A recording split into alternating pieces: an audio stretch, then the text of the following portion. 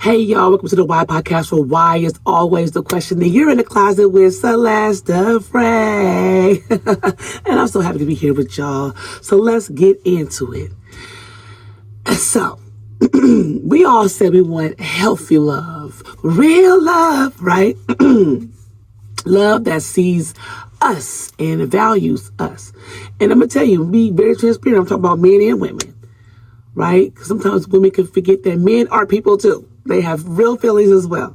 We all want that real love, right? But why then do we end up settling for a tension that's inconsistent? Connection that's shallow, or relationships that don't require the full expression of who we are. And we all do it, especially the shallow part. Because I see some men that are around some great women, but because she doesn't look like the kind of picture perfect, petite, long hair, or whatever idealistic image that man has in his mind, he will not pursue her. He'll pursue her sexually. Let's talk about it. But he won't pursue her more than that or past that. She's not good enough for him to marry, but she's good enough for him to lay down with, to get his rocks off, and vice versa. So today's episode is probably going to hurt in a good way, but because we're asking a hard question that reveals even harder truths. Why do we accept love beneath our level? Let's go. You know, I'm at 8 points here, always, Starting with number 1. Because at least I have someone. Feels safer than being alone. See, we often trade quality for company. Loneliness makes average love feels like enough. And in the fear of being alone, we convince ourselves that crumbs are a feast. But love that costs you your peace is too expensive. And I'm going to say something real quick. I had a friend tell me this, and I love that she said this to me, not to be putting her business out in the street, but y'all don't even know who she is. But I'm just saying this because I know what I'm about to say is going to help some of you young ladies out there, some of you young, beautiful, gorgeous young ladies who's looking for a wonderful man, or who's wanting a wonderful man to grace their presence and they can be great together. I remember she said, man, when I was younger, if a man texted me, I'm like, oh my gosh, he's texting me. Or, maybe he's on vacation and he texts me, or he's on a business meeting and he went to another country and he texts me and he's like, I just feel like, oh my gosh, he thought about me to text me. And she was like, that's bare minimum. Like, why was I said, when we're young, we do things like that. I went through that. Oh my gosh, he talked to me and he did this. The smallest things. And it's like, okay, I hope he would. If that's somebody who you're pursuing, or he's pursuing you, right? And it's like, yeah. So why am I getting so giddy over the bare minimum? I'm going to tell you why. Because we don't believe we're worth more. If your self-worth is low, even basic affection can feel like a blessing. We confuse being chosen with being cherished. But being picked by someone who doesn't fully see you isn't love. It's settling. You're just enough for now. Until, you don't want that. None of us want that. I for sure don't want that. And I don't stand for it, and I didn't stand for it. I'm not a placeholder. Man, it was this lady said, if a man only calls you when he wants something from you, you're not his priority, you're his placeholder, something like that. And I'm like, yeah, real talk. And baby, I'm nobody's placeholder at all. See, we've been conditioned by dysfunction. If all you've ever seen is a struggle of toxic patterns or performative affection, then that becomes your norm. And the performative affection, let's talk about that. The over performative affection. And it'd be like, oh, he loves her so much. Because he's doing the performance. You want everybody to see how he treat his lady. Or she's doing the performance. I'm going to say in that situation, mostly the men are the performative ones. Not that women don't do it too. I'm just saying what I've seen is that mostly Men do that a lot. And other women get, unheard type thing. You can't fall into that trap. Healthy love might actually feel boring or unfamiliar. But just because dysfunction is familiar doesn't mean it's love. Not at all. Nah. It's dysfunction.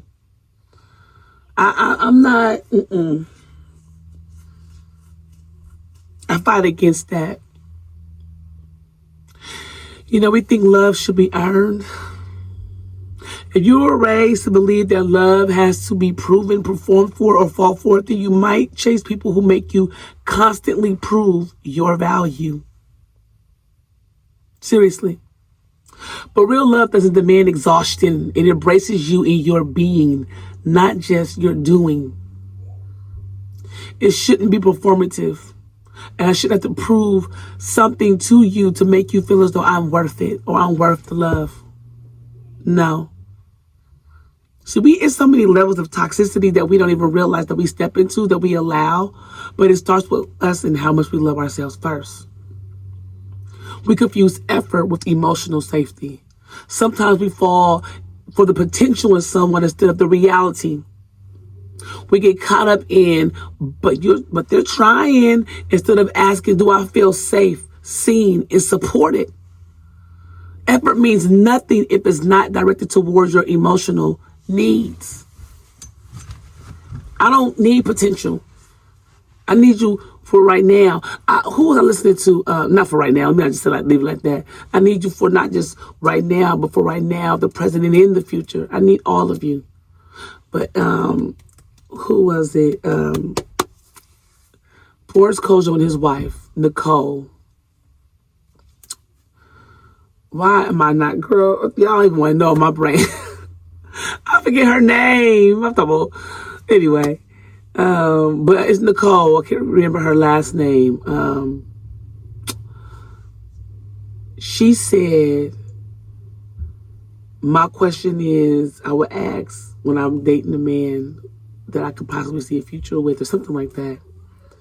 Can I trust this man with my children? No, I think it was she was dating Boris, and when she was dating him, and she was like, a question that her dad told her, or her mom said, or something like that, because she also had a great dad that she was raised by.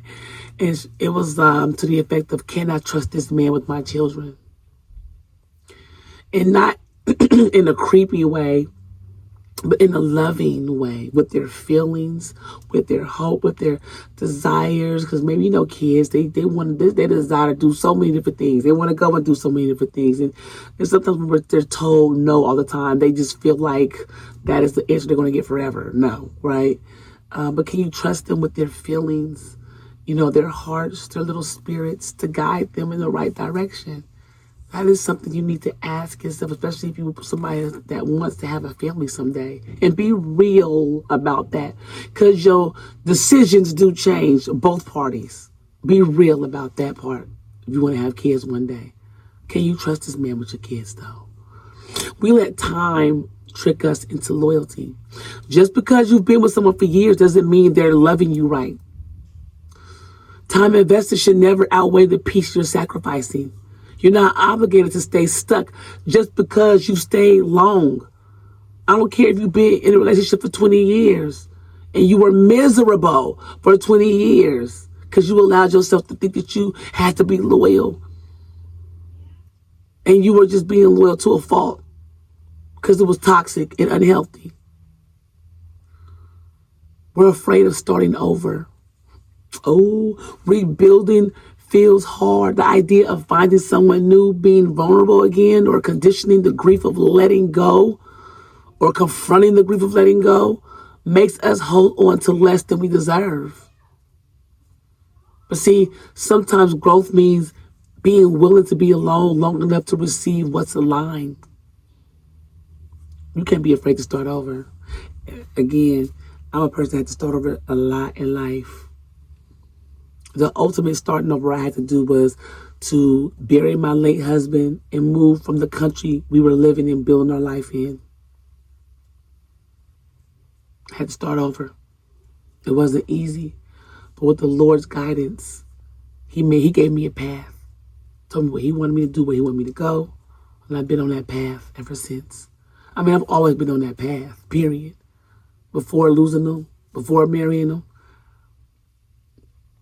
But I'm just saying, you can't be afraid to start over. Starting over is necessary. It's needed. I can probably sound like a broken record because I want to make sure I drive this home to anybody that's out there dating or in a relationship, friendship, even a situationship that you need to get out of, and you're trying to figure it out. Be vulnerable with yourself. Be honest with yourself. Be vulnerable to the Father, because I'm going to tell you something. What made me a good wife, like I was an okay wife, but what made me a good wife, a great one, was listening to the Word of God and Him telling me what kind of wife I'm supposed to be. And He also tells me what kind of husbands they're supposed to be. Our Bible is our manuscript on of our life journey of what we should be doing and how we should be operating. So I'm bringing to my last point is that we don't want to seem too much. I'm too much. You've been told your standards are too high, your emotions are too deep, or your expectations are too strong. So you shrink your needs to make others feel comfortable. But lowering your bar for love doesn't make you easier to love. It just makes you easier to misuse. Don't lower yourself. Don't lower your standards. And if someone thinks you're too much, then you're too much for them. And they're not enough for you. You should always want to rise to the occasion with your partner. You should always, iron sharpens iron. It's a real thing, not just for men and for their homeboys or girls and their homegirls, but for a husband and a wife. You want to better each other. Growth happens daily. It happens incrementally, and it's happening all the time. Because from growth comes true transformation. And that's exactly what you want to be and do, is be transformative in your life. No one wants to ever be the same and stay in the same place. If they say they do, they're lying. Or they're just too comfortable in being in whatever dysfunction that they're in. It don't have to be dysfunction. They're too comfortable in trying hard to fight to stay in playing small or being in that space that they're in. They don't want to grow past that. And if that's them, that's fine. But if that's not you, get away from it and move on. So in closing, the love you accept is often a reflection of the love you believe you deserve. So if you're accepting less, it might not be about them. It might be about your inner narrative, your past wounds, your fear, or your definition of love. But see, here's the truth. You don't have to settle just because you survived lesser love. You can raise your standards. You can heal. You can wait for what's real, and you can walk away from anything that makes you shrink. Because real love, it doesn't confuse you. It doesn't even drain you. And it definitely doesn't ask you to become less of yourself. So, as always, I'm going to leave y'all with this. Question everything, even yourself, starting with why. Because why is always the question. And I'm out. Peace.